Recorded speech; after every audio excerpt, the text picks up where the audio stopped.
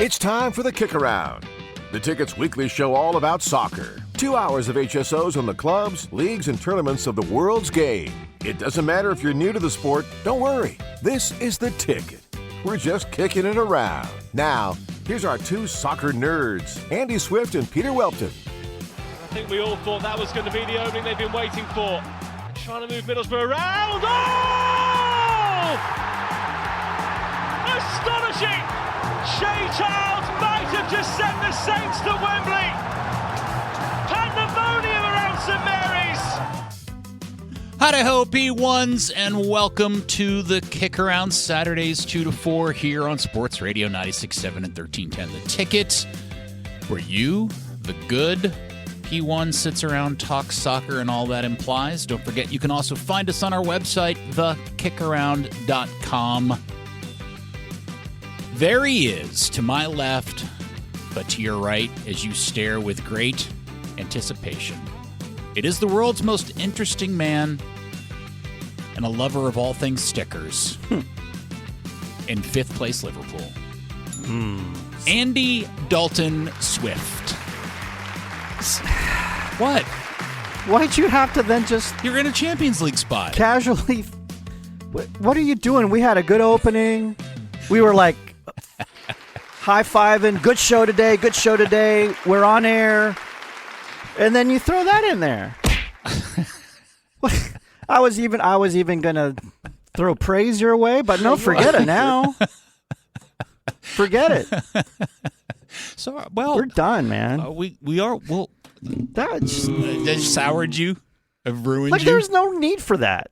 It was an unnecessary. Knock it off. Not in the mood for that today. The first season in like 10 that United is finally doing something better than Liverpool, and now you're, do you know if any opportunity you get?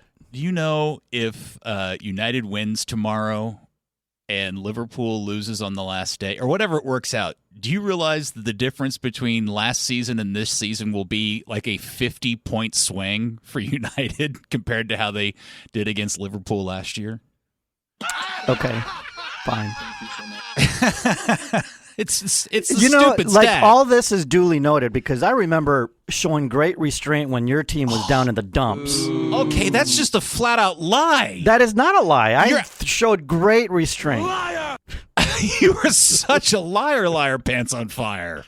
I don't know. Pull the tapes. I'm calling Dylan, your mom. Pull the tapes. I'm calling your mom. Pull the tapes. Mama Swift, come spank your son. He is lying up a storm.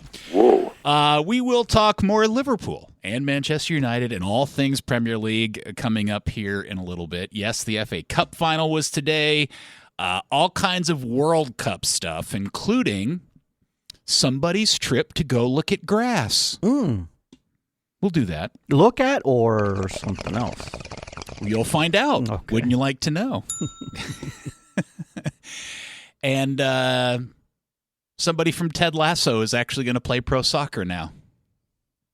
What? Would you like to guess who from the show is actually going to play professional soccer starting next season or here soon? Would I like to guess? Do you know? I know. Oh, okay. Why don't we do the review? It was part of the notes I sent you this morning prepping for the show. I'm just playing radio. No, you're not. I am. You don't read my text. I do. I read your text religiously. In fact, I even started a hello this morning by telling you still haven't answered a question I sent you via text yesterday. All right, let's do the most serious and important of all the soccer segments. Let's do the scoreboard real quick. This won't take long. La Liga is off today because the last 2 weeks in the Spanish league are that whole setup where they play all the games at the same time. They do it for the last 2 weekends of the season. Did you know that?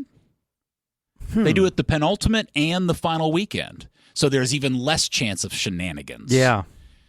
Now, of course, the real thing going on over in Spain is the whole thing with the completely wheels-off story about Real Madrid just continues. Like when you thought one guy punching another guy and sending him to the hospital with a head injury wasn't enough, and then your star player who's leading your team in goals gets booed onto the field by the fans, or whistled in the case of Spanish fans, when they played the other day. Yeah. And claims that his coach called him the fourth striker on the team. Is he any good, this player? It's Mbappe. Yeah. And then the press conference happened. Yeah. With Florentino Perez. Mm-hmm. That going to go down in history is maybe the most wheels-off sports press conference ever. But kind of very emblematic of what he's like and what he's... That might even be wheels off for Perez. Probably. Yeah, we'll talk about all that stuff coming up here a little bit later in the show. Over in the Bundesliga, Harry Kane hit a hat trick today in a 5-0 win for Bayern Munich. The stats for Harry Kane over there are quite ridiculous. So he hits this hat trick today. He has 36 goals for the season. He has scored 98 goals in 94 Bayern Munich games. Is that pretty good? And he's the first, this is the crazy stat. Harry Kane is the first player in Bundesliga history to be the top scorer in his first 3 seasons. Wow. That's the first time that's ever happened in the Bundesliga. Wow. Isn't that impressive? It is. It is, actually. And he's done it in Skechers. Yeah. Yes. Which just goes to show you shoes have nothing to do with it. Or maybe the boots are really good. Maybe Skechers yeah, maybe they're kick-ass shoes. Maybe, man. Exactly. Ballon d'Or for, we have to see. It's a World Cup year, so World Cup will dictate who wins the Ballon d'Or. Yeah, it'll come out after however. Yeah. But you know, World Cup years he may always... ball out for England and lead me to my prediction of, by the way, do you still have France as your top pick for the World Cup? I do. Okay. I do. All right. Especially since they were required That's Italy, Connor. Wrong country. They were required. Italy's not in the World Cup, but we can adopt their music because they're not going to be using it. Especially since they were required to turn in the preliminary 55 player rosters to FIFA. They said, no, we're going to go ahead and just give you the 23. That is just so like cocky. We're so confident. That is so French cocky. Yeah. Absolutely. We are ready. Yeah. And then, of course, that leads us into one of the biggest headlines of the week, which is, weirdly enough, happening in a league we very rarely talk about, which is the Scottish Premier League, which finished up today. Celtic won its record 56th SPL championship, but that didn't happen without some of the wildest controversy that I've seen in quite some time. Earlier in the week, Celtic won a game late on a much debated and highly controversial goal that was given to them or allowed to them after a handball was called in the waning seconds of this game. And if Celtic hadn't scored the penalty, the odds of them winning the league essentially fall off the face of the earth. Well, no. They would have had to have won today by 3. They won by 2. Okay. But still. They won by 3 today. No, they 3-1. It was 3-1. It was 3-1. Well, yeah, 3 minus 1 is 2. Dylan. Yes, Thank 2. You. Okay. 2. Just making sure. Okay. You're scaring me, Dylan. I thought You're I'd right, have to you're go right. back to school. Sorry, I was really disappointed in that Celtic game. Yeah, I know. You've told us that they're your team, and you're happy about their trophy, but you are doing it in shame. So anyway, they're playing Hearts, who they have trailed. Hearts have led the Scottish League since, I think it's October, like 200-plus days. And on the very last day, by the way, this also coincides with the 40th anniversary of the last time this happened to Hearts. It was just meant to be this year, wasn't it? Yes. It was meant to be. So the situation earlier, several days ago, on the handball. Have you seen all of that? I have. Everybody has. You have, right? Oh, yeah. And where do you fall on that? Because I think you'll be surprised where I fall on it. My feeling, so this also then coincides with the drama that happened on Sunday since we've last done a show, which is the whole incident between West Ham and Arsenal, which we have never talked about because it happened after last week's show. I think this is a larger conversation about where we are 7-8 years post-VAR. It is definitely a VAR conversation. In the Celtic situation, my feeling was if they had just allowed that to stand as a corner, the drama around it and the screams and yells would have largely subsided during the game itself, and afterwards everybody would have seen the video and probably said, you know what, it's just too close to call. You don't see a definitive... No, but once it went to VAR, VAR, right. What's your thought on the call? It's the same thing I felt about the Arsenal deal. Somebody talks themselves into it. They watch something a jillion times and Zapruder themselves into it. The fist hit the ball, right? It was a handball. I've seen both things. I mean, I have yet to see definitive evidence. There's a picture. Okay, well, the picture wasn't used during the VAR review. The issue with this one in Scotland is that the call went in Celtic's favor. Yes. And then so conspiracy. At the very last second, Celtic, the whole bit, yeah, yes. And Scotland needs Celtic to win because of I'm whatever. talking about in the context of the moment of the referee being asked to go review it on the screen. When you watch the replay, the ball comes away from the player so quickly, that has to come off of his head. And two, the player's arm isn't there on his own accord. It is there because Austin Trusty, of all people, kind of shoves it up with his own shoulder when he's trying to jump up to head the ball. Right. So this is one of those situations where I think it was not a clear and obvious error. That's a great segue then to the West Ham Arsenal one, which... Same, right? Because there were a couple fouls that happened before the foul. Yes. Sometimes it's called, sometimes it's not. So, so when you got through the Arsenal West Ham viewing of all of that, how do you think it should have been adjudicated? I thought, but I don't know as much about refereeing. I'm not a referee, but I thought I saw some fouling ahead of that foul. Those fouls should have taken precedent over the foul that was called, right? And I think it would have pointed the other way. The foul would have, like somebody defending was fouled. So therefore that foul happened first. Yes, you could absolutely see it that way. Of course, the way the PGMOL describes it is, in terms of grasping and holding, it's like the progress of that. And so like the Declan Rice or the Trossard holding all happens... When does the definition of holding take a place in terms of it being a PK? It's not in the initial hold. In my view, I thought the common sense way, the Law 18 way of solving it would be to disallow the goal, the West Ham goal, because there was a clear foul on Raya. But then what I would do is I would give West Ham a PK for the other multiple fouls happening in the box. I felt like that was the fairest way to adjudicate that. But that was never going to happen. Yeah, no, I thought that through, and I thought that was also a sensible alternative. Yeah, but again, here, this is the conversation we get into, the problem that VAR has introduced when it gets away from the clear and obvious error and trying to get referees to go over, especially in light of hearing the conversation between the referees that came out later this week. And you can hear Darren England going, wait a second, what are you guys trying to tell me?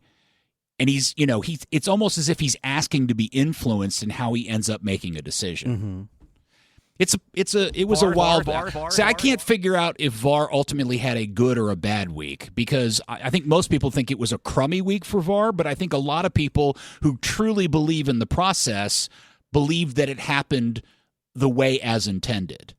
Like they'll stand up and defend it and go, no, we built the system this way and it worked as intended, as Howard Webb did in the little review video earlier this week. I think part of the problem too is inconsistency.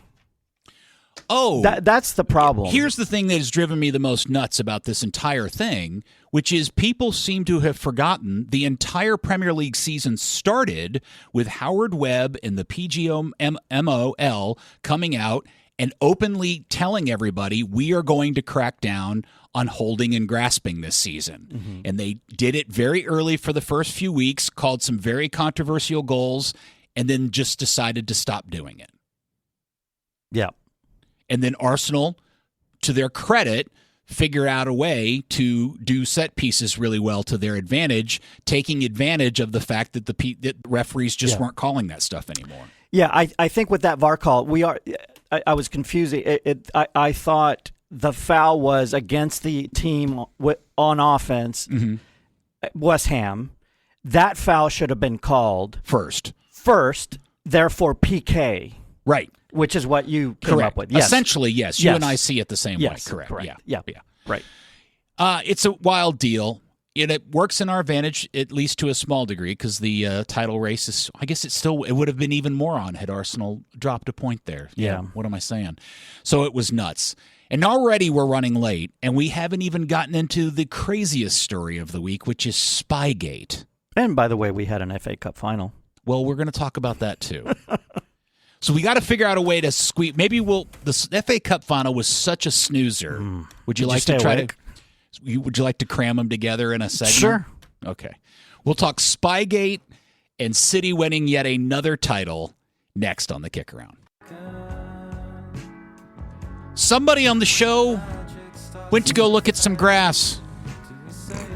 We'll talk about that here in about 30 minutes or so. Mark that. Welcome back to the KickAround.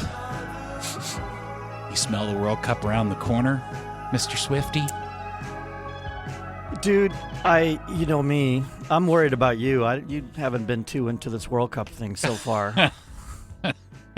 You're all about just Premier League and we got to finish up. We got Harry Kane. We got the business to finish. Have to watch FA Cup final. I'm really into that. Well, it is the FA Cup final. It is England's Super Bowl. No, it's not. It is not. It was the FA nap today is what it was. And it's not it used to be really big deal. It's just not anymore. No. Isn't it also weird that it happens before the end of am I remembering it incorrectly, but didn't the FA Cup used to happen after the end of the season? Oh, that's a good question. Yes. I think it did. Are we thinking of the Champions League? Maybe. Yeah, we're thinking of the Champions League. I'll have to go back and think about that. All right, so the FA Cup final today, Chelsea versus Man City at Wembley. Do you realize that Chelsea have not beaten Man City in any competition since they beat him in the Champions League final like a generation ago? I mean, it's not that long ago, but... Well, it is 2021. City. Yeah, there's probably a few clubs that probably have that distinction of Isn't that crazy? It is. Yeah.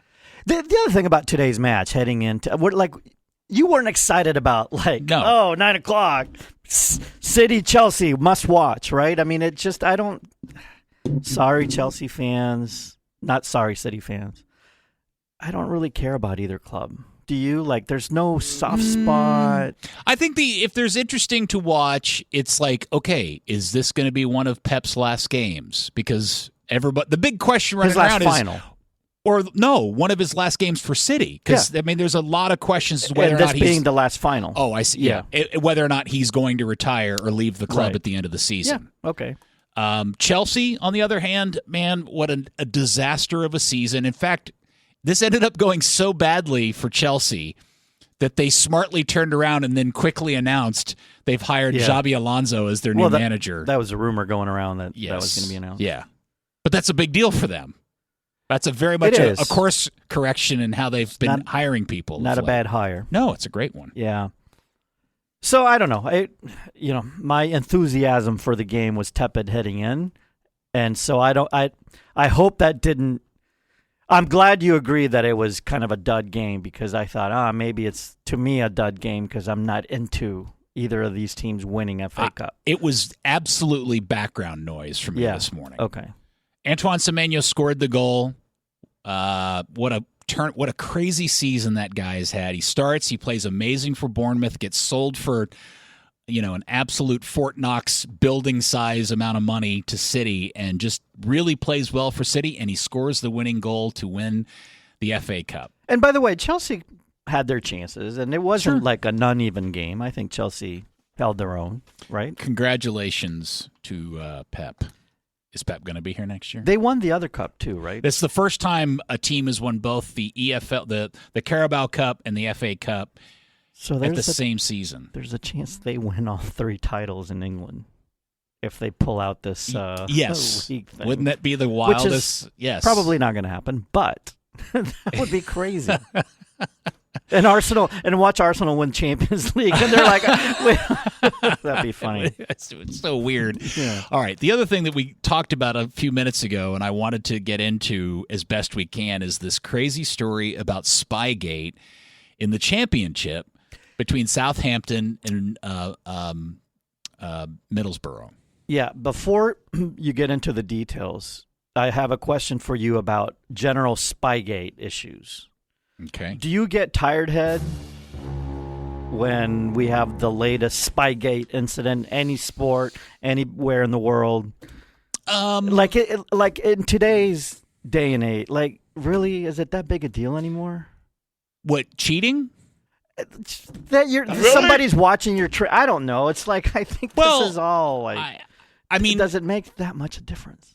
Well, I guess the question You're old school. Okay. No. Right. What I think about when I've listened to this story and stories like this is whatever the team. Let's say they got away with it. And whatever he filmed, he took back to Southampton. Right. Is that really fundamentally worth the risk that they have now put the team under? You're right. It goes both ways. The team doing it, what are you doing? Like, why? Right, yeah. Why did you get in a car and drive all the way from Southampton to Middlesbrough and hide behind a tree? Which I think is like driving from Dallas to San Antonio or something like that. It's like such a stupid drive. To see who the starting 11 are? To go hide behind a tree. And take snapshots of set pieces? I don't know. What are you trying to get? It's the dumbest thing, but here's the deal. So Southampton ends up winning that game after the allegations came out and the guy got caught and everybody's heard the story. He ran to a golf course and tried to change his clothes and the whole thing is just so stupid. And now the EFL has charged them with two different charges. The review board is going to look at it, says they're going to make a decision by Tuesday. They have to, right? Because that's... Or they've now said they may postpone the final. Oh. Depending on... Because here's the thing. They make a decision on Tuesday. Typically, there is a 2-week period to allow for an appeal, either by the team or the league. So if they were to say, no, we've decided nothing, then the Southampton only gets a slap on the hand, the league could come back and go, wait a second. And that's supposed to have a 14-day period. So there's a lot of back and forth about how this is going to play out. And meanwhile, Middlesbrough, who is technically is out of this, is still training, thinking that there's a good chance that they're going to end up playing in the final. Right. Which is worth $1 billion. Yeah. To put things in perspective, this is for the right to play in that final, the playoff final, which is at Wembley, which is to determine the third team that would be promoted into the Premier League. So it is a massive. It's the most profitable game, right? That final in the world, any season period. The end, and they would be playing Hull, correct? Correct. Yeah. Yes. Who were a total surprise who have gotten to this point. By the way, Hull City's like, sanction them. And then we're automatic. They want automatic, right? Middlesbrough's like, not so fast. We would take their place. Yes. Which is the right thing to do. It's a remarkable story. But do you think they should be like, for this one incident, they... Well, so, I mean, cheating's cheating. It just seems like a really strong, so the question then becomes, hiding behind a tree. Well, here's the thing. This is where the story. I mean, if you really want to get into the, I have another question. May I raise my hand? Yes. Please finish. Then you were like, well, wait, is this like a guy gone rogue, and he just made a decision to do it himself, and he went back to the other managers and went, oh, by the way, I've been thinking about this. What if I bet they're going to do set pieces like this, while knowing that he got this information, or did he go back and go, okay, guys, I did as you asked. I went and watched. Well, he's going to say he was rogue. Involved? He's going to say he was rogue, right? That's what you say. Well, of course, that's what he's going to say. And then you take the cyanide. And he's going to throw yes, and he's going to throw himself under the bus. Right, yeah. Yes, I was a lone actor. It just, to me... And is it illegal? Is it cheating? Yes. It is? It is. Why 100%. It is? Yes. I mean, there are rules? Yeah, there I don't are know. rules around not being allowed to go watch. Okay. Yes, that is bad. You're bad Southampton. This always. Do you have 30 seconds for a story? These Spygate issues always remind me. I love Andy's story too. It was a Gold Cup game, 2013. Klinsmann was the coach of the U.S. national team. They're going to play in Portland. They're going to play like a minnow country, like Belize, I think. Right. And it's the MD -1 training. You know what that is? Match day -1 the day before. Very good, yes. And we're doing it in Portland at the stadium. I'm the match commissioner. I just have to be there to watch the training, make sure everything's fine. And Portland has a gym that is adjacent to the field. 2-story gym adjacent to the field. It's a private structure that happens to be adjacent to the field. Of course, the gym is packed, and there are people riding their bikes, looking down on training. And Klinsmann huffs to their PR guy, talks to him, points up there, and I know the PR guy, I know him from way back. He comes up to me, goes, "Hey, I know there's nothing we can do about this, but I am required to talk to you because that's his request." But so I'm going to point up there. Yeah, no, sorry, coach. Did you have to pantomime telling people to go away from the window? Yeah, we cannot do anything about that. Sorry, because those people were at a private club and they could. Right. Yeah. You know what? They still beat Belize. It was okay. It was even though the there people were working Belizean out, plants. Yeah, even though at the Portland Country watching Club. the set pieces. Right. Yeah. No, coaches get very paranoid about this. The point here is that coaches get really paranoid about this stuff. Like every little thing they feel is an edge. My feeling is, based on everything I've read and heard, it's they think Southampton's getting booted. And there's also been a lot of talk as to around this about how much has this been going on the entire season. Remember, Southampton went on a bonkers run this year. They started very poorly and then went on a blitzing run. They beat Arsenal in the FA Cup. You think there was a lot of snapping pictures behind trees all over the UK? Maybe. That is a conspiracy theory. The crazy part, have you seen the video where the reporter from Sky or whatever actually does a report from the scene? Yes. And it's not even like a hedgerow. It's a single pine tree. And I was wondering, is this really the tree? He says it or was. Or is it just part of his he's got to be as thin as Dylan to hide behind this tree. It's very, what's the English, the funny guy from back from the 70s and 80s? Man, Monty Python? No. Yeah, it's very Monty Python. Benny Hill. Benny Hill. It's very Benny Hill. Thank you. It's the dumbest thing ever. So it's yet to play out. A lot of drama still to happen. And all the while this is going on, the 115 charges. They've won, and nothing, right? And they've won yet another trophy. Nothing. Meanwhile, you just see the city folk, all their execs sitting back in a room, smoking their cigars, just laughing. Yes. Why would they do that? Watching this funny report, just laughing. Because you already can see how this is going to play out. They're going to get booted from this, and a whole bunch of sanctions are going to come against them for spying behind a tree, and then the city stuff's going to come out, and they're going to go, well, you're guilty, but here's a $3 fine. Right. You know that's how that's going to go. Yeah. All right.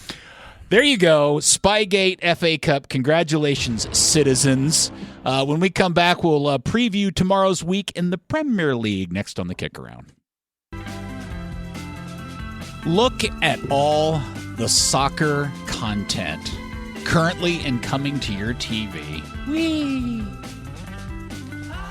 We'll discuss, kind of review, and preview so much of all the soccer stuff here coming up in about 30, 35 minutes on the KickAround.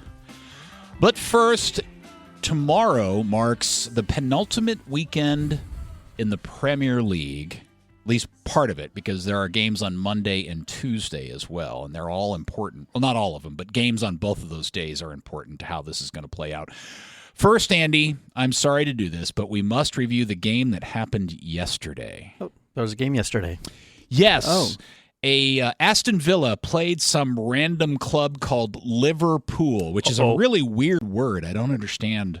A pool of liver? I don't. They are playing like a random club. What? Honestly, aren't they? I mean, they're not playing any better than a random club. What is going on with your team? Good. They haven't been good for a while. Why are you asking me this? Doo-doo? Because I want you to put your finger on the culprit. Dude, there is no one. You keep asking me this, and I keep giving you all the issues. There are multiple issues. Norm wants to know. Do you know what I do for a living? Tell us. Well, that's right, Norm. That's how I feel. Do you want Slot to be manager next year? I don't I was hoping for Xavi Alonso. It looks like he's gone. Which just shows you, by the way, his people were in touch with the Liverpool people. Of course they were. And if he accepted Chelsea, it means that Liverpool people said, no, we're not making a change. But then my question is, if Liverpool falls out of the top 5, they're still keeping Slot? Yeah, see, that's the crazy thing. They're in such a perilous position now. They may not qualify. There's a scenario that plays off that they don't make Europe, Andy. Dude,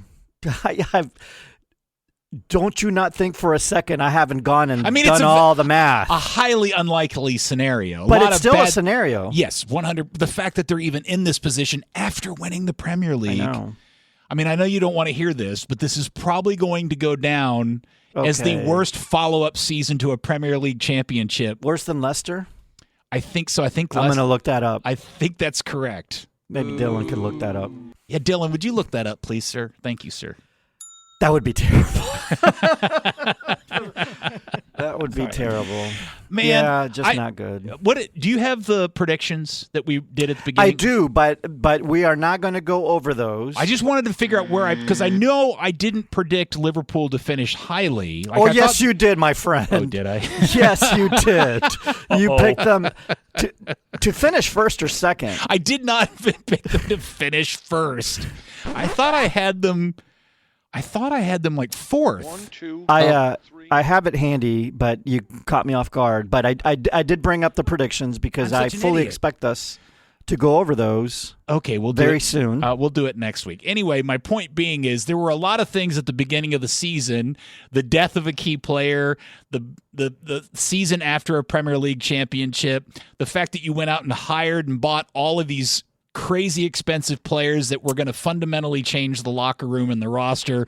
All were kind of red flags, but you're going to tell me I picked them to... I have it here in front of me. Do you want to know now or do you want to wait until we do the reveal? Now, just to finish the point of how dumb I am... First. I predicted them to win the league? You wrote that down wrong. I love soccer. Also, Andy, you are safe. This will not be the worst second follow-up season because Leicester finished 12th. 12th. See, Peter? Season. See? So you're fine. Thank you. Thank you. You're second to Leicester. You know who I picked fourth? Who are playing in League One next year. You know who I picked fourth, by the way? Man United. Yep.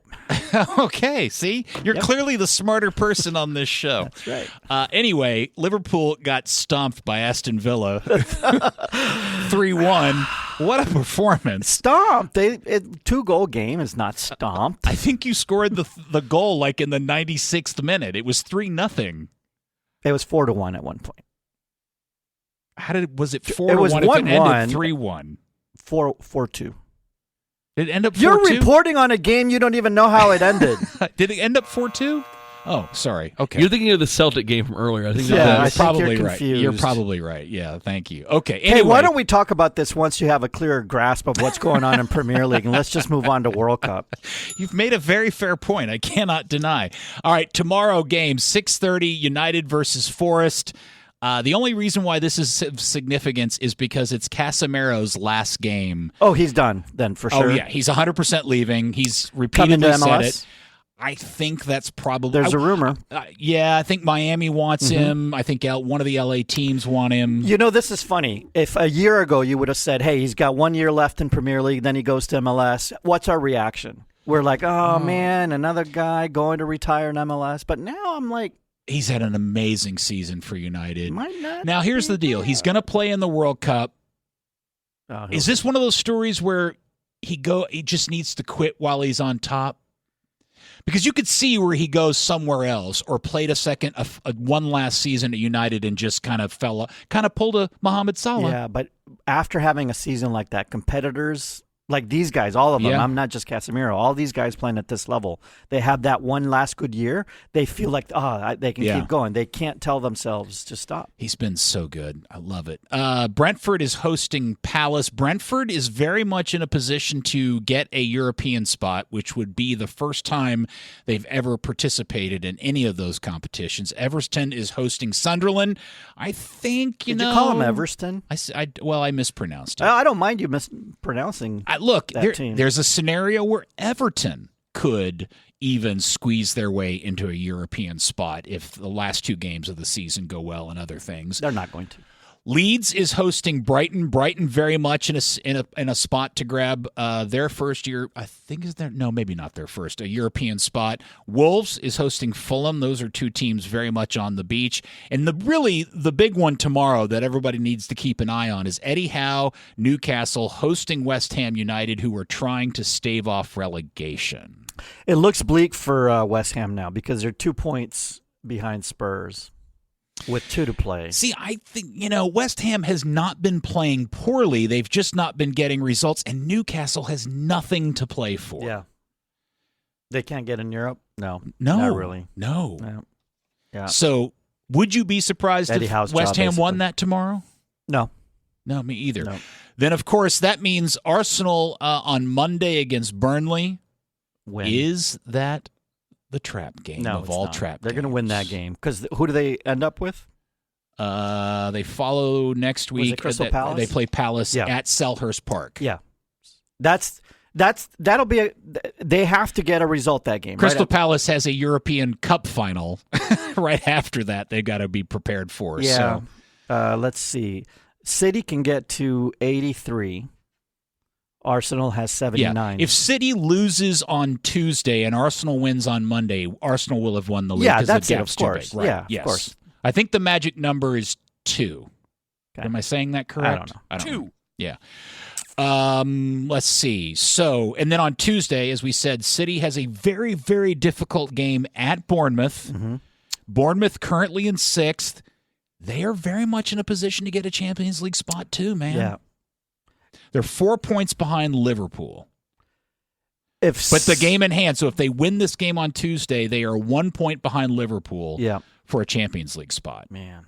Golly. And then the other important one, Tuesday afternoon, Chelsea, who, again, a team that has nothing to play for. I mean, yes, they could get into Europe with a win. They're point-wise, but, man, that is a team that just looks dead in the water playing Spurs, who have everything to play for. Villa beating Liverpool essentially takes away that 6th Champions League spot from England, right? Because now they move up to 4th. Right. So, yeah. Sorry. Villa has to win the Europa Trophy and also finish 5th for that Champions League spot to drop down to 6. Yeah. So there you go. The other thing is all signs are pointing to Manchester United agreeing to sign Mr. Carrick. We're supposed to talk about that extensively. Well, we don't have time. I mean, I'm not unhappy about it. Okay. I've thought a lot about this. Okay. If you want my... You've only argued with me about it, continuously. But what have I said the entire time? To wait? That you don't like him? No. They shouldn't do it? That he's green? Stop doing this. That's what I heard. That's what you heard because you are a lunatic. I did not say any of those things. I said, let's wait and see how the season plays out. They're not going to do that. Well... You said no. You wanted them to wait till after World Cup to see who's available. That's what you said. I did, yes. So they're going very much against what you want.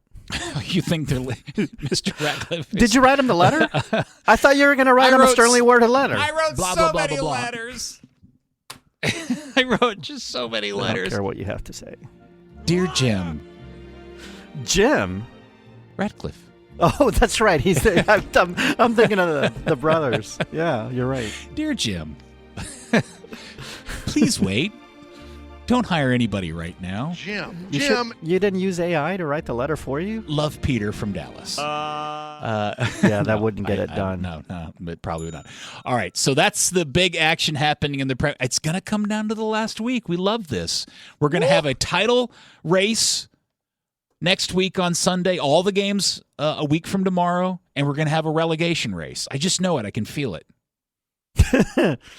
I'm hoping that last weekend we get Arsenal and City both with just for chaos. Yeah, it would be the best. Yeah. 100%. All right, there you go. When we come back, let's do World Cup nerd grass next year on the Kick Around.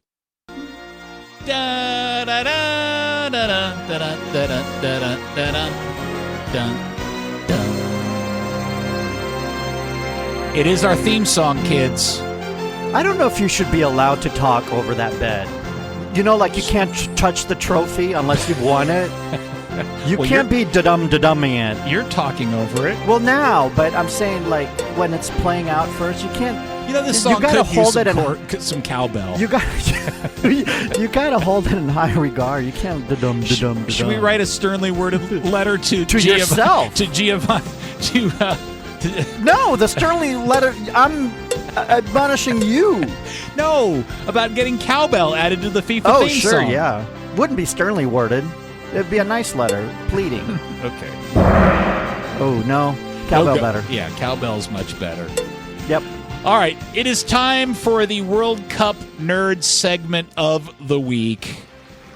We only have so many more nerds to go before the actual tournament is here, And my man, friend. I gotta say, this was really your nerd week. This was I am a nerd. because, you know, as far as I know you in the world of soccer, going back to Cotton Bowl days, talking about the pitch there, which was excellent at the Cotton Bowl. Remember, It was fantastic. Your relationship and your brain and with I can't tell if you're making fun of me or pitches complimenting me. and then conversion of pitches and questions you ask me, because I sometimes tend to be a little bit more involved and have insight on how things were done, and just I have to tell you, like, dude, I don't, just shut up, go away, I don't want to talk.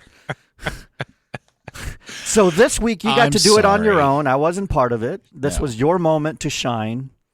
You went and did you wear your reporter cap? Did you Kinda, Did you wear a ticket? No. Like a No. sweatshirt? No, I hung out with Peyton Yeager is what I did. Okay. All right. So FIFA sent out an email last week telling everybody on Thursday, just a couple of days ago, that if they were holding an event at what is now technically called Dallas Stadium, which is everybody else knows is the Death Star, Jerry World, whatever. That's now that FIFA has taken over the stadium. FIFA's taken over. It is now called Dallas Stadium.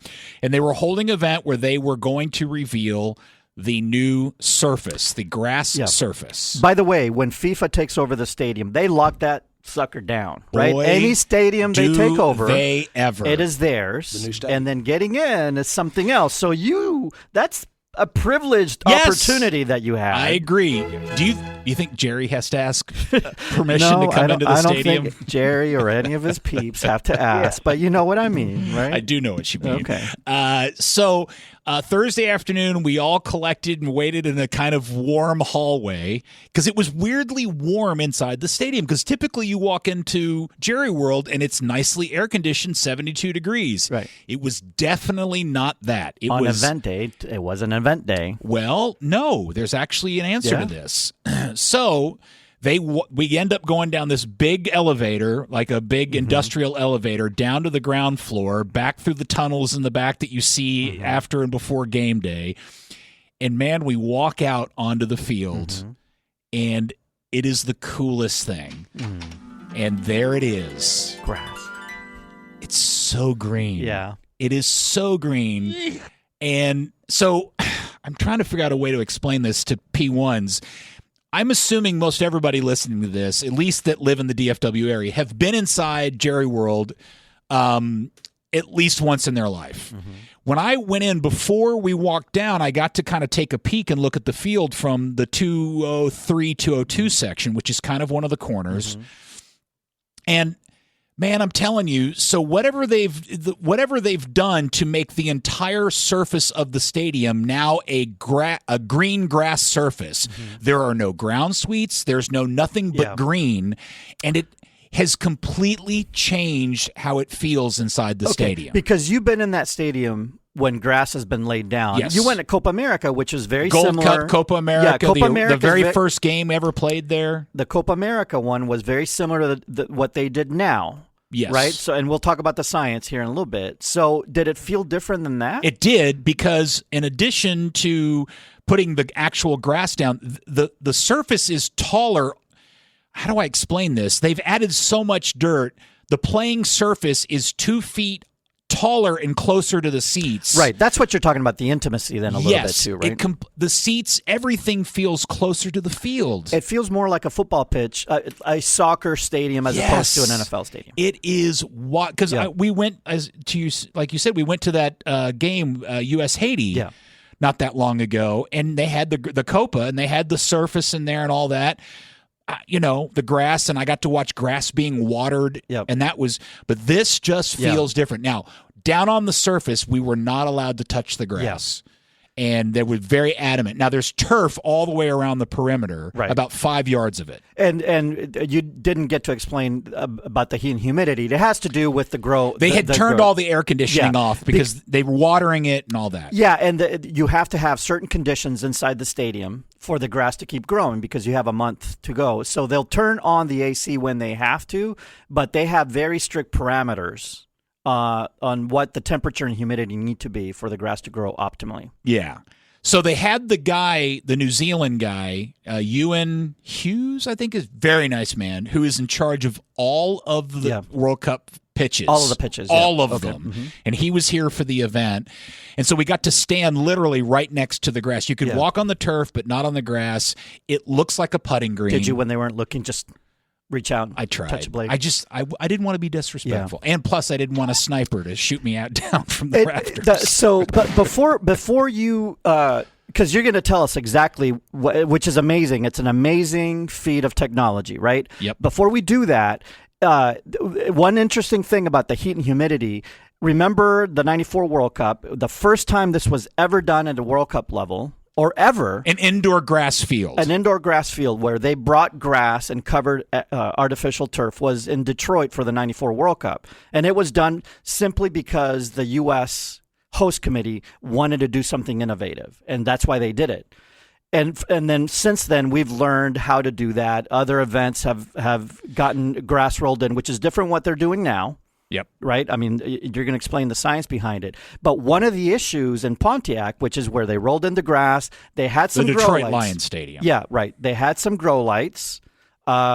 More primitive than the ones that you saw, right? That we have these days, and they grew actual grass. What we're doing today is a hybrid, but back then it was just grass, sod. But one of the issues was because they had to maintain a hot and humid climate to grow the grass when the game started. Temperatures were like over 100 degrees Fahrenheit inside the stadium. Yeah. Like, because it was different technology, they couldn't do the things that they're doing now. But that was the first time it was ever done in a World Cup. Yes, and so this is very different. This isn't just laying sod on top of turf. This is like literally taking the turf out, putting, and this is what they told us. So to get that 2 feet of literally elevation, taking the artificial turf is out. It's just a out. concrete surface, the plain, and then they covered up the ground suites, as we've talked about endlessly. So now it's just a flat surface, and to accomplish this, they put in 15,000 tons of earth, pea gravel, and dirt to fill the floor of AT&T Stadium. And then there's some sand, and then there's the sod. Yep. And in all of that is a full irrigation system, a full ventilation system, and suspended from the rafters is all of these crazy futuristic-looking pink UV lights. Yeah, the grow lights, and those come down at night. From the rafters, But if you drive through the stadium at night, if you're in the Arlington area. By the stadium, by the stadium, through the stadium, right. Through the stadium parking lot, you'll see the pink lights glowing out. It looks like a UFO. Yes. That's what you're seeing. Yeah, so it is quite remarkable how this is all played out. All of the FIFA fields for the World Cup will be 68 by 105 meters, which is the official width, which works out to about 74.4 by 113.8 yards. So are all the stadiums that are doing this using they're all doing the exact same thing? No. So some stadiums are using a subsurface called a permavoid. This is what was used in the Dallas Stadium for the Copa, which is this plastic flooring they put down in squares, which helps give space and everything. Cushion, and then they put sand on top of that. This is a very different thing. I mean, I'm telling you, man, when you walk in, if you hadn't been in the building before, you would think you're walking on the foundation of the stadium. Mm-hmm. It's wild how cool it is. Yeah. And what happened to those suites finally? So the suites, like you wouldn't even know there were ground suites inside Jerry World right now. I mean, they are gone. They have filled them out. They've walled them off. And then the player tunnel, this is really, to me, the most fascinating part of the engineering, is the player tunnel that the Dallas Cowboys typically run in and out of is normally a flat surface from inside the tunnel out onto the field. There's no real elevation change. Now there are 5 6-inch steps. There's a little set of stairs, which is not very much that the players have to go up and down to get on and off the field. But that's where you really begin to understand how much the stadium has changed from what it normally looks like. And the one technological advancement too with the grass is that it's a hybrid. It's not all sod. Yeah, so the grass has been being grown in Colorado for 2 years, and it's rolled up, and now they're in the middle of stitching all of this together. Yeah. There's a whole machine they use to stitch it all together. Right, and what that allows, or that prevents so much slipping from happening. Correct. And like parts coming up. And exactly. All of that stuff. Yeah, and that's what we saw in Copa, by the way. That grass, and that's why AT&T Stadium got such high, such good feedback about their grass, is because they use this particular technology. Yeah. Look, the way the grass played in the Copa 2 summers ago, to Andy's point, got great reviews. This is even better. This is even better than that. And I think the experience for people in the stadium is going to be even better because of this elevation change. And so it'll be fascinating to watch how it all plays out. They've spent so much. So we won't have to watch the game on the TV anymore? The manager of the stadium was there, and he says they've put in 45,000 man-hours to get it to this point. And what I would tell you is that when you go in, all you see is grass, and it looks amazing. But what you can't see is all the stuff that actually has taken place to get it to this point. And I don't know if I have a good way to verbalize all of that. It's crazy. They shut the stadium down for all events months ago, and it's taken months to get to the point where they just laid down the sod. The grass was finished being laid down on the 10th. It will be there for 64 days. And here's the crazy part. The semifinal happens on July 15th. There is a concert in the stadium. I think it's like one of those Korean K-pop bands coming to town, and it's a big show. That is 10 days later. They've got 10 days to tear all that out. They don't want to do it on the grass? I guess not. I guess not. It's something to look forward to. It's pretty good. So now do you want to go to a game? I think all of the fields, I have a feeling all of the fields are going to be just fine. I know a lot of people were worried about that. Yes, of course. And until you see the ball roll, you do worry. But we were worried about Copa America, and the technology's even better, and Copa America turned out great. So yeah. You know, and everybody's going to be 2 feet closer. More than that. 2 feet closer to the pitch. Yeah. So your seats are even more valuable. Let me put it this way: I posted a photo from row 13 in section 203, and I put it up on the internet. And somebody replied, "No, that's the 100 section." And I'm like, "No, I know where I'm sitting. Yeah. That's how much different it looks than it normally does because of the way the field, the effect that it's made in the stadium." Yeah, the 100 sections are underneath the picture you took. Yeah, I know. It's crazy. Wild stuff. All right, there you go. When we come back, talk about soccer content. All of the soccer content that's coming on TV, we'll talk about that next on the KickAround. Florentino Perez and Real Madrid would make Jerry Jones and the Cowboys proud. We'll talk about all of that insane circus drama in America's favorite soccer segment known as The Dribble here in about 20 minutes on the KickAround. Welcome back. You want to talk about grass some more? I think I'm good. You let me know all about grass throughout. Did I sell you that it's really cool? Well, I had been sold. I know a little bit about it. Oh, okay. But thank you for reinforcing you never it. Play radio with me. All right. I just have to put you in your place. I know. All right. So here's the thing. I don't know if you've been paying attention, Andy, or P1, but I'm not sure we've gotten too much of a good thing in terms of soccer content that is both currently and forthcoming available to us on the TVs. Yeah, this is what happened. 8-10 years ago, whenever it was announced that the U.S. was going to host the World Cup, like a bazillion TV producers and content creators decided, perfect time, let's create a documentary. Do you blame A, Ted Lasso? No. B, Wrexham. No, hold on. Sunderland Till I Die. Or C, Welcome to Wrexham. No.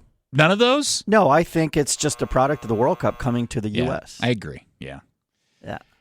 There's some good ones, and there's so many. Yeah, it's weird because about a year ago, the Grant Wall documentary about soccer's introduction to the United States called The $1 Billion Goal came out, and it was really good. Yeah, and the premise there was that had the U.S. really not scored that goal to qualify to the 1990 World Cup. What was the player's name that hit the goal? Caligiuri. Very good. You didn't think I'd know that? I didn't know. Well, you're not American. You're Canadian. I'm a historian of the game, Chilean, my friend. Scot, Croatian. Hey, do you know who is in true. Canada's group? That's Group B. Uh-huh. It's Ghana. Canada, Switzerland, Bosnia, and Qatar. Wait. Who did you say? Go back and do that again. Bosnia, Switzerland, Qatar. Okay. I thought you said South Qatar. Africa for some reason. No. Yeah. Okay. South Africa is you got with it right. South Korea, Mexico, and the And? Czech Republic. Very good. That's Group A. Who's in C?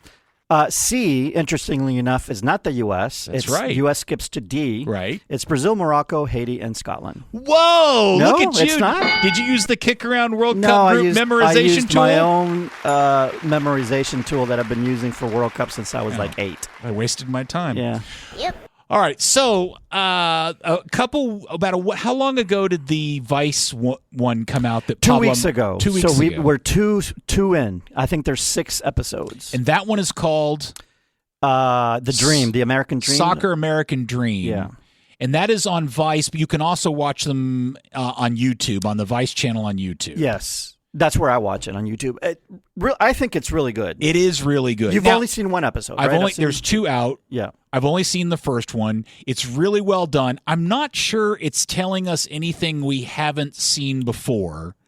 Like a lot of what's in it is told in the Grant Wall documentary. Some of it, yeah. But you know what's really good about this one is that they're using now forget it, Pablo Amaro, yeah. Who is, I think, our modern day soccer historian. 100%. Right? Yeah. I totally agree. Former writer, journalist and whatever, but he's really good on camera, and I think he adds a lot to this series. He really loves all of the old NASL He does, and right, the history yes. of he's really real. He has this crazy NASL collection of stuff that would blow your mind. Yeah. You think Gordon's into typewriters, Pablo's that way about the NASL. Or like you are with pitches. Yes, something like that. The one that came out this week that a lot of people have been waiting for because it's been talked about for 4 years now is the U.S. against the world, or U.S. men's national team against the world. Well, it's us against the world. It's a play on the U.S. Okay. And it's on, us against the world. Yeah. And it's on HBO. The first episode came out this week. It's 5 episodes. Have you watched it? I have not. Have you? I have watched the first episode. Would you like to hear my early thoughts? Yeah, of course. All right. It is exquisitely and impressively produced and edited. It has a really cool look to it. It also has an all access to the U.S. men's national team, unlike I've ever seen before. It's been in the process of being produced and shot for 4 years. It literally goes back and begins just prior to the previous World Cup in Qatar. Okay, I'm waiting for the comma, but I've got 2 buts. Okay. The first but is only 1 episode's been out. So it's really hard for me to really judge it because I'm hoping a lot of things play out. But that leads to the second but, which is the first episode largely covers the fact of how the World Cup in Qatar plays out, and they don't mention Giovanni Reina once. through the entire episode.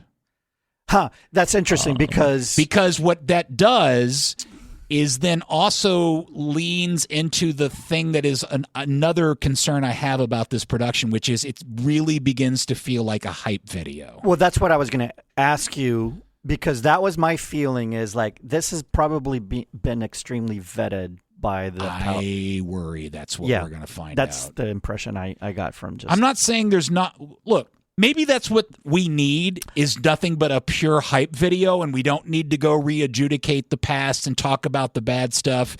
But man, I'm telling you, if they do 5 episodes and they go through this whole thing and they avoid explaining the story and digging into the Berhalter Reina thing, I think it's just going to make it come across as just nothing but propaganda. Probably to get access. And they were granted access. The producers, they had to then agree that U.S. soccer was going to be able to... There's no way in watching the first episode of all the meetings and player interviews and everything they do from 2022 that they didn't capture video and commentary about what happened with the Reina stuff. Yeah. Whether or not they get to it in episodes 2 through 5. Okay. But here's the problem. By the end of episode 1, they've gotten past the loss of Holland, and then they have this audio cut of Alexi Lawless saying, look, the only way this was going to go well for the U.S. is if every single little thing went perfectly. And then I think, here comes the montage of what's coming up. There's no Reina in it. So if they decide to roll out the whole Gio Reyna story in one of the future episodes, it'll be a delight and a surprise. But they are definitely not hinting that this is coming. Verdict is still out for that one. Yes. There's one called Soccer Meets America. It's on the Roku channel. Have you seen this one or watched it? It's a 3-parter. It's a lot like Soccer's America's Dream, the one we just spoke about. That is a 6-parter. Yeah, kind of the same idea, starting from early days. Who's in that one? Bruce Arena, John Hart's interviewed. Okay. Same idea. This was produced by Vox. Okay. Vox Creative. I don't know. And they do good videos. Yeah, I suppose. Yeah. I don't know if I've ever watched anything on the Roku channel before, but now I will. The interesting thing is, like, we have multiple documentaries now all talking about the same kind of thing. Yeah. And then there's a whole bunch of other stuff. So which one, I don't know. ESPN's one got called The Last Train to North America. So what is that? I don't know. That's okay. I was opening it up so you could explain it. But that's 9-parter. It's a sports travelogue. Martin, I forget his last name. British journalist. See, you should have done this. Could have been like a foodie blog of like all the different stops in North America. Remember the idea? Well, we'll talk about that in the dribble. Anyway, he takes a train across the U.S., Mexico, and Canada and explores the cultures, communities, all that. Netflix is dropping all kinds of soccer documentaries, docudramas. There are a bunch of Spanish language ones. Spanish language. Mm-hmm. There's one about the story behind how Mexico got the World Cup back, this World Cup or the 86? The 86 World Cup. Yeah, okay. And how it was all tied to, it makes it sound like it's all drug cartel. There's one about the 70 Brazilian team and a bunch of guys playing Pele and the other players. I heard an English guy, sorry to digress here, in a interview a journalist say that Brazil won the 1970 World Cup because it was warm and teams couldn't press. And of course, Fox has their Summer of '94. There's one more Netflix, by the way. This one might be in English. This is called USA '94, Brazil's Return to Glory. It's about the Brazilian team that came and played in this World Cup, in the '94 World Cup, and won it. So there's probably more than any one person is going to sit down. Oh, and then MLS has a whole bunch of stuff coming up, including, I think, one that your very own host of the KickAround will be featured in. I don't know what it's called. Host or hosts? Which one? Look, these two guys showed up from New York back in, January? Yeah. They were very nice. They came in here and they sat in the studio. We finished a show and we sat here for like an hour. Did we say anything smart? Probably not. No. And there's no way we're going to make that. I have no idea what they're going to do with any of it, but I know that whatever it is supposed to come out on the Amazon Fire thing. Okay. And then later on MLS social channels, All right. I think in the next month. Will we tweet it out when it does? After we watch it and review. Yes. If We it's vet- bad. It'll be like the HBO doc. After we vet it. Yes. Summer of 94, by the way, on Fox Sports, it's about the U.S. team in the 94 World Cup. Just like with the Brazil team, it's this companion documentary. Man. So many, right? I think there's just more than any like real common person is going to want to consume. Right. Will any In 104 games. Here's the question: will any soccer consumer in the United States watch every episode or output of all of this stuff before the World Cup? Yes, of course. Oh, you think so? There are 350 million people. Yes. One person will do it? There's bound to be a couple, yeah. Are you surprised it's not me? No, because you're too busy looking at turf science I'm a and nerd. kid assignments. And, It's true. It's all I'm worried about the important stuff, Andy. right. The very, very important Oh, stuff. the pitch is extremely important. All right. As we watch it, we'll tell you what we think, and we would love to hear from you as well on your opinions on said content. When we come back, we'll do America's favorite soccer segment to end the show, The Dribble, next on the KickAround. See? That really good Fox Yes. World Cup commercial was just on. Great. Have you seen the Michelob Light? I have not. Yeah, there's a like a 3.5-minute version of it. Huh? And it's players from the U.S. men's national team in this fancy hotel in a pickup game against Argentina. In the hallways or what? And just in like the ballroom and Yeah. throughout the hotel. It's is an Messi attempt. in it? Yeah, it's an attempt to try to like do a skills and tricks, kind of Oh, like yeah. the old Brazil airport. Did they show a winner? Did a team win? I think the U.S. wins the. Yeah, I think. Or how does it end? I don't Hey, remember. Okay, don't spoil remember. it. Sorry, I'm gonna go watch it. Don't spoil it. We tweeted it. Don't spoil the We commercial. tweeted it over on the KickAround. Well, you know how I am on social media. I know you're not a user. Yeah. You're not a user. All right, let's do America's favorite soccer segment known as the Dribble. Right off the bat tonight at 9:30, Football Club Dallas, a.k.a. The Burn, coming off a stinging loss midweek to first-place Vancouver, 3-2. Vancouver, good. Have to play another good. Bruce Arena's Ooh. mighty, resurgent San Jose. Dude, what a turnaround, man. Yeah, well, you give a guy control of stuff who's been around for a bit. I mean, it's not. Let's not pretend there's all kinds of Bruce Arenas growing on trees. No. There's only one Bruce Arena. Exactly. I mean, and you go out and buy him Timo Werner, and Did that work? it worked all right. Yeah, San Jose is very good, and that game is on Apple TV tonight at 9:30. Let's see if Petar Musa can keep his goal scoring. Dude, he has that guy is a fire. We have not seen the Croatian list yet, so there you go. All right, next up on the list, the drama with the Real Madrid this week. Yeah, is it's like nuts. this week's drama with Real Madrid, right? Because every week there's Oh, something. sure. I was thinking about this earlier. I go back and think about the Netflix Cowboys documentary that famously has Jerry saying, it's a soap opera around here 365 days. And I think Real Madrid is like the sister version of that. Or maybe the brother version. And you know really. what? The Yankees back in the day, remember when they were the soap opera and that one of the most valuable sports franchises, and the Cowboys and Real Madrid, what do they all have in common? They're just these giant brands, and maybe it just comes with the territory. Maybe they all just know how to keep their brand in, In what, the bad or spotlight, good. yeah. That old saying, there is no bad publicity. Barcelona, right? Yeah. Same. So, Yeah. So anyway, it starts off with Mbappe, and this is all kind of in the heels of the incident in the locker room that led to Valverde going to the hospital with a head unconscious. injury. Yeah. Yeah. Okay. All right. And so Mbappe, who a lot of people are like, all of this, us not winning anything anymore, all seems to coincide with Mbappe leaving PSG, Mbappe. who wasn't winning anything in France back there with that club either. Yet he does lead our team in goals again this year. Right. But he didn't start in the game against Just Real last week. Oviedo this week. Yeah, powerhouse. And was brought on in the 70th minute.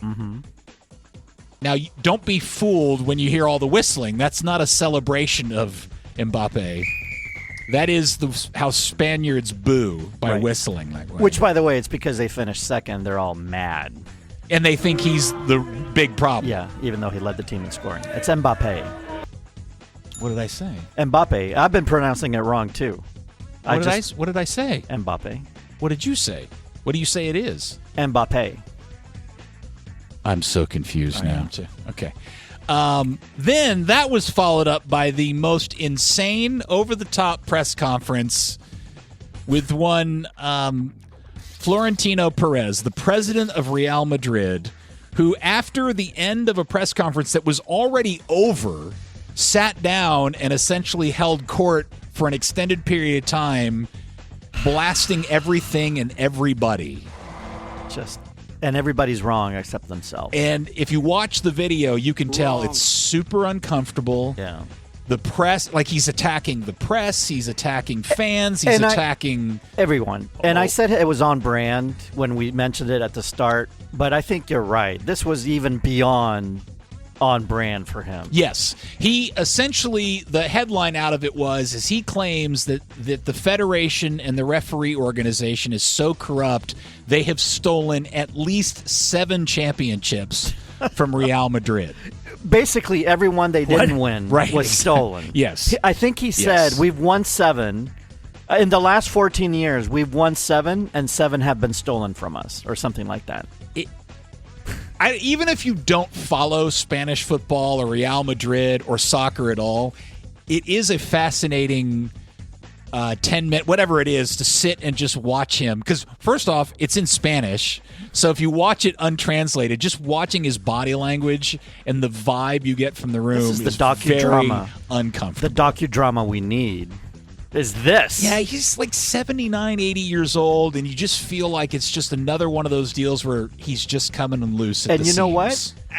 Just to stir things up a little bit, why don't we hire Mourinho to be the next coach? Exactly. Hey, get the popcorn out, man. This is going to be awesome. It's going to be awesome. You know what? You're right. It's going to be Mourinho awesome. Back if it essentially ends up happening, yes, 100%. Now, what is it you wanted to talk about? So remember the idea? Do you know who Nicolas Cantor is? It's Andres Cantor's son. I know the name and I'm vaguely familiar. Yes. So thanks to a sponsor, the Galazzo Network, he will hit the road all 41 days of the World Cup in an RV. This was our idea. Are you serious? Yes. He's going to hit 15 matches, travel all around the country in his own RV. Who all leaked for the this CBS idea? network? Andy and I, years ago, after the World Cup was announced was coming to the United States, actually openly talked about the idea of renting two RVs, because Andy didn't want to be in a car with me right the entire World Cup, right, and doing the World Cup nightly show from the road. Yeah, from all over.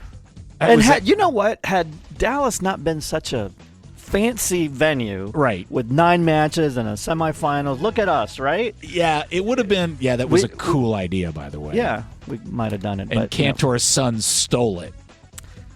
Thanks bastard. a lot. Somebody. The light went out in here again. All right, Andy, I'm going to go ahead and ask. Mm-hmm. Let's see. You know the answer to this. Let's ask Dylan. Dylan, do you know the answer to which Ted Lasso star has now signed a contract to play professional soccer? Do you know? Don't say who it is, but do you know the answer? I do know the answer, yes. Okay, Connor, do you know the answer? No, I don't. Did you watch Ted Lasso? I watched the first season. Okay. Of all the characters on the show, who do you think would sign a contract to actually play professional soccer? Oh, Rojas. Well done. Nice. Yeah. Actor Cristo Fernandez has signed a contract to play with El Paso Locomotive in the USL Championship. So they're all of them, him and the team, everybody's saying this is not a stunt, that he deserves, he's held 35, that he deserves this opportunity, that he tried out And he made the team. He had a trial in 24 with the Chicago Fire's second team, and then some relationship there got him connected to El Paso, and he had been doing some training with them, and they've decided to sign him to a deal. Now, here's the thing. I think I'm going to call him Danny Rojas, not by his real name. Sure. I think he thinks this is the real deal, and I think he's completely in. Because, look, he grew up wanting to be a professional player and didn't simply because of injury. Right. He played professionally very short time in Puerto Rico, I think. And well, no. He was in Guadalajara at Tecos, which is one of the teams from Guadalajara in their academy system. Yes, but he did play a full season in Puerto Rico, too. Okay. In his early 20s. Okay. Well, it says here in his biography. Well, I think they made that up, but okay. Oh, did they really? Anyway, so I think he thinks this is the real deal, but I'm sure that as the business people running a soccer club trying to sell tickets, there's more to this for them, right? Yeah, they're like, Cristobal, did you play a benefit match? Oh, yeah, I played a benefit match in Puerto Rico once. Yeah, and that's how that came about. He's 35. Yeah, so I think he should wear Rojas on his jersey. 100%. Right? Yeah. And he should run around saying soccer is life. Yeah. When he celebrates. Would you go watch a game of theirs if they came to Dallas? Look, other than watching the little clips of him doing stuff on Ted Lasso, I've never seen him play. I'm curious, and the TV commercials he's been in. I am curious to know if he's actually any good at this. And we'll see. He'll be out there playing. Does he end up starting? Does he score? I don't know. What do you think? What do you predict? I predict that age catches up to him. Well, I do think the fact that he's mid-30s and hasn't played pro soccer in a really long time. Does the name Andrew Shue ring a bell? You mean from Melrose Place? Yeah. Andrew Shue? Yes. Yes. Do you know the story there? Was he drafted or assigned? He tried out for the Galaxy in '96 and they signed made him. the team. Right. Okay. I for some reason I thought he got put through one of the weird MLS mechanisms to get assigned to I a don't team. remember. Yeah, maybe. No. I think he just tried out and got signed. Uh-huh. Yeah. How many games did Andrew Shue end up playing? He played a couple, like maybe 20 minutes total. And as a player, he's just perfectly if he'd been Sunday League Open Division, sure. he'd be great. He would, But when it comes to that, it's a different deal. Right. Yeah. And that was a marketing 100%. Right. Yeah. So this has got to be 2. But it's a feel-good one because it's He's somebody from 35. Ted Lasso. He hasn't played professionally. Why you got to be doubting and hating on the guy? I'm not. I'm just like they're saying this is very legit. And Man, all this. when he scores a banger, I'm going to rub it in your face. Let's promote a game in Dallas. Let's bring him. Have you been right. a soccer promoter before? No, I have not. You have. You make it happen. All right, that does it for another fun episode of the KickAround. Another fun episode, I'd say, Andy. It was. Enjoy your Haiti card, your Haiti sticker. I'm going to stick it on my forehead, see what my wife says when I get home. We'll see who you get next week. Just see if she'll break my other ankle. See how nice. Opened up a sticker. I'm out. Thank you, Dixon, for tickers. Thank you, Dylan, for producing. And thank you, Connor, for pressing buttons like such the master you are. P1s will be back next week. Love and adore you. Get stuck in when you're 50s.